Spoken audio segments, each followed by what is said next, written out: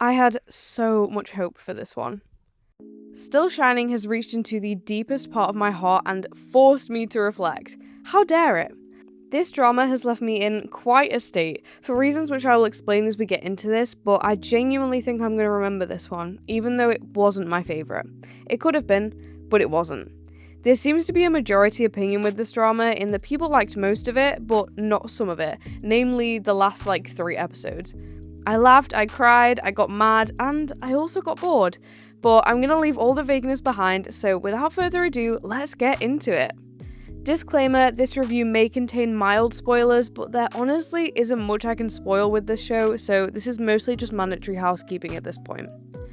These are all my subjective opinions, and a lot of what I'll be sharing today will be quite personal, so please be nice. And as always, make sure to comment your opinions down below. I love discussing in the comments, and make sure to like and subscribe so you don't miss any more content from me throughout the week. Still Shining is a romantic drama beginning in 2014 where we first meet our leads, leaping to 2025 after 10 years apart and ending in 2026. We first meet them in their senior year of high school as they're about to go to college, first meeting as study partners in the summer before they need to hand in their college applications. They quickly form a close bond, spending almost every day together studying, despite having a rocky start to their friendship. In this time, we also learn that our male lead, Yeon Tae-seo, has a whole family relying on him, from a brother who was recently disabled in an accident, to being orphaned and having to live with and take care of his grandparents, and having all the expectations on him to be successful. On the other hand, our female lead, Moana, has a different set of burdens, feeling unable to ever be able to have a life of her own because of her dad who had attempted suicide once in the past and was always in a state of depression, meaning she felt she could never leave him alone. Two sets of very heartbreaking circumstances, but very different. Their close bond does partially come from this mutual understanding of struggle, and also the fact that they could be vulnerable with one another and not be afraid to be. They fall in love, of course, have a somewhat clumsy early adult relationship, which had so many cute moments, oh my gosh, and then break up over the phone when the distance becomes too much for them both to manage. This is the first 3 episodes, I believe. Yes, it is, because I remember categorizing episode 2 as an episode that made me laugh, and episode 3 is one that made me cry. Episode 4 introduces us to adult Tae-seo, who is now a train operator, and a broken Eunha, who is about to enter into a new job. Tae-seo seems to be enjoying his life, but still thinks about Eunha and genuinely misses her, whereas Eunha, in her state of brokenness, seems to miss the idea of Tae-seo and the feelings that they had once shared, leading to a push and pull between them that, spoiler alert, is never fully resolved. I thought the premise of this show was really something, but wasn't as fully executed as it could have been, which I was so disappointed with considering when I started it, I was positive this would make it to my top drama of the year, but alas, I am still searching. This is my kind of drama though, so there's no doubt about that, and I guarantee that this will be the kind of genre that becomes my favourite at the end of the year. I also rated this higher than most people did because I personally felt a connection to this story, having been in a very push and pull relationship myself where I've been the Eunha in this situation, which I was never proud of, but seeing it played out right in front of me also made me admit some of the mistakes to myself through watching Eunha and how she made her mistakes. So really, this was more than just a messy little K-drama to me. But before we get too much into that, let's look at the characters and their roles in this story.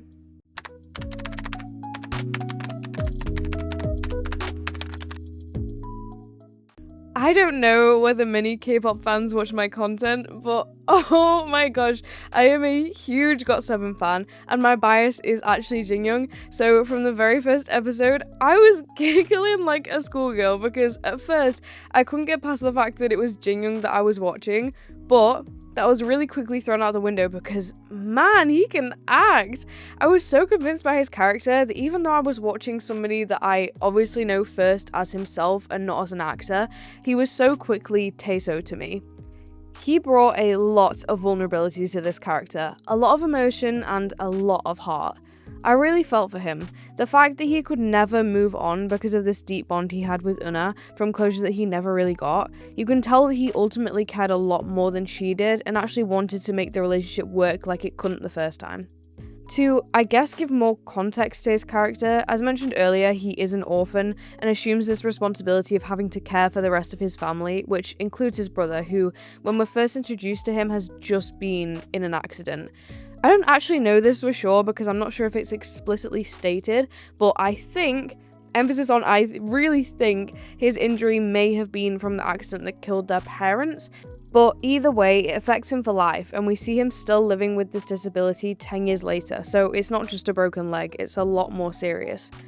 You can tell just by how Taeso acts that he's had to grow up very quickly because he's mature, actually very in touch with his feelings and emotionally intelligent and very responsible, which is why I really liked his early relationship with Eunha because they were just kids at the end of the day and it brought out this shy, sweet side of him that we only ever see when he's with Eunha, even when he's an adult, to be honest. I have to say, he has in fact taken Taeha's top spot for male lead of the year, and I have a cheeky feeling that he might just stay there, and it's not just because I love Jinyoung, it's not, I promise it's not. I just love this character, and I feel for him so much. Like, I just want to give him a hug and tell him that it's all gonna be okay, because, bro, Taeso deserved so much better.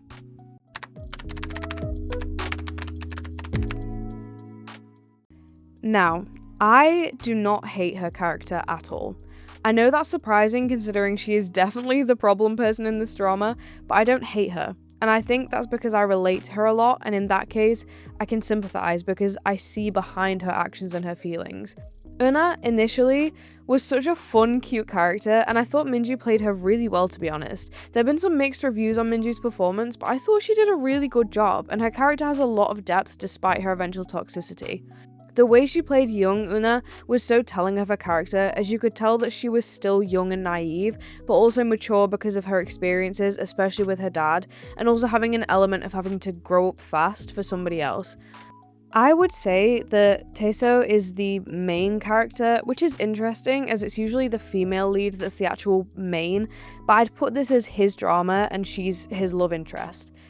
This meant that we actually didn't get as much of her story on the whole. We understood a lot of the events that she went through, but a lot was left unsaid too because at the end of the day, both characters had a lot going on, but the focus was much more heavily placed on Taeso.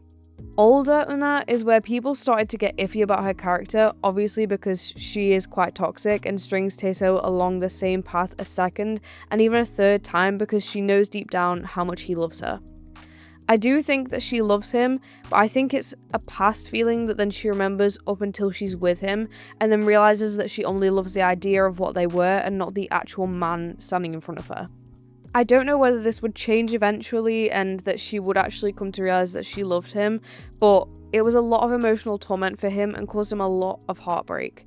It was really like I was watching myself in a lot of the scenes between them, and I am gonna get really personal here because I felt so strongly about this drama, and I will hold my hands up and say that I have been the one stringing somebody on because I loved the idea of them, but couldn't do it when it became real. And that's why I understand her character more than most, because it's confusing when you feel something for somebody but can't express it or process it in time before something happens. And there's also naivety there. She had never dated anybody else, and her only other experience was with her co-worker / Sunbae, who really, I think she actually did like in that way. I don't know, I feel like I'm quite biased in this case, and I'll admit that because I connected with this drama personally, so maybe I didn't see the full picture of whether it was objectively good or bad, but even in that case, I would still say that it was a good drama overall. It did tend to drag at points, especially towards the end, but I thought the messiness and bittersweet nature of the show were really realistic, and so was Eunha as a character. So she wasn't my favourite, and she did make me want to pull my hair out at times, but I feel bad for her, and I think a lot of people will feel that way towards her too.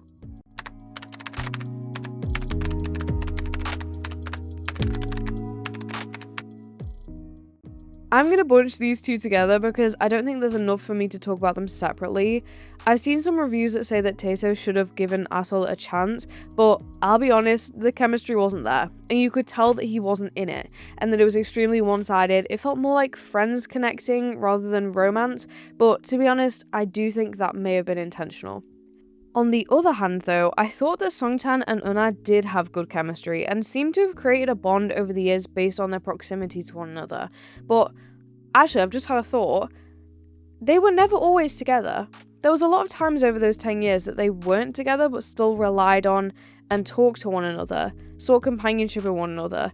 The distance wasn't an issue in their case, but it was a recurring issue with Taeso and Eunha. Maybe more proof that they were better suited for one another? I don't know, I've just thought of that, that's just a theory. They used the second leads really well though plot-wise, and did really show how Taeso was much more stuck on Eunha than she was with him. Very clever in my opinion, and I quite liked both their characters too. Asol more than Songchan, but he was okay, just irked me out a bit and I'm still not quite sure why. Now, Still Shining for me was very almost my top drama of the year. I got way too excited when I was editing the last video because I was only on episode 4 I think at that point, and I was absolutely loving it if you couldn't tell from the little captions in that last video. I started episode 2 in tears because for some reason when they kissed on the train I got super emotional. It was just really sweet, and then by the end of the episode I was crying laughing because of how awkwardly they were both having assumingly never had a boyfriend or girlfriend before. Oh yeah, of course, because they were each other's first love. That makes sense. The awkward kissing and unsureness of what to do to the point where Taeso had to stop and cough because he'd been holding his breath while kissing her. I was dying. It was part complete cringe and part laughter. The whole episode was just so sweet and really encapsulated young love. Episode 3 had me in tears. Do I even need to explain? And then we were straight into the adult years. To be honest, I thought this was going to go a bit differently and they maybe weren't going to connect again until a later episode. Like, I don't know, I assumed they'd be more distant with one another, or more mad at least, but they pretty much straight away dove back right into their old ways. Oh my gosh, don't even get me started. I forgot about that moment in, I think, episode 5 or 6, and I'm not even kidding. I am not even kidding you. This moment is right up there with I'll Make Sure You Never Forget from Business Proposal. I am not even kidding you right now. When she was sat on his lap and she was repaying him in kisses for all the birthdays that she'd missed. And at first it was really silly and cute. And then it got to 2022 and it was a bit more, you know. And when he said 2021, it did that pause and then melted into the kiss.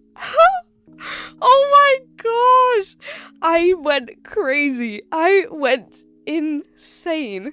I think I replayed it a few times. No, I definitely did. I will not lie. I replayed it a few times. I have not giggled like that for a K-drama in a long time. I've really missed it.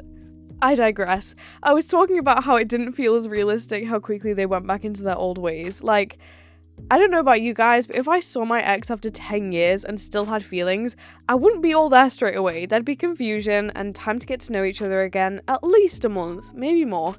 The premise itself was good, even if it dragged on a little towards the end, and even if it didn't quite reach its potential, but I did enjoy it overall. I just wanted something more from it, and I didn't want it to call me out as much as it did. If it had carried on with a similar trend to the first couple of episodes, I think this would have definitely shot up to my top drama of the year. I really enjoyed the chemistry between the two leads, and the story had so much potential. I just couldn't fully get into it. So let me know what you thought about Still Shining. Are you on the side of the people that are giving poor reviews, or did you love it? Or maybe you're somewhere in the middle like me. Share your thoughts in the comments below, make sure to like the video if you enjoyed it, and subscribe for more content from me. I regularly upload every Tuesday, one Friday a month, and maybe some extras coming soon.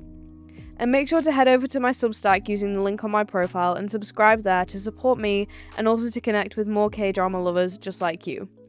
As always, thank you so much for watching. Until next time, my drama princes and princesses, stay dramatic. Mwah.